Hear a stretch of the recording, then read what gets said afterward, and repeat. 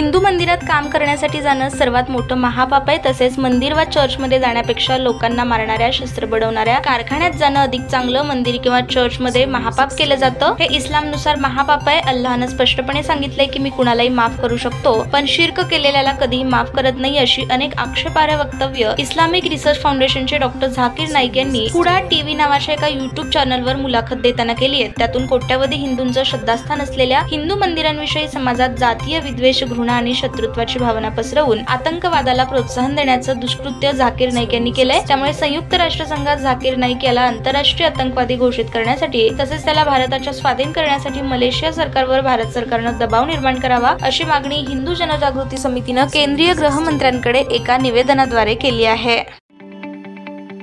ताज्या बातम्या पाहण्यासाठी प्राईम महाराष्ट्र न्यूज चॅनलला सबस्क्राईब करा।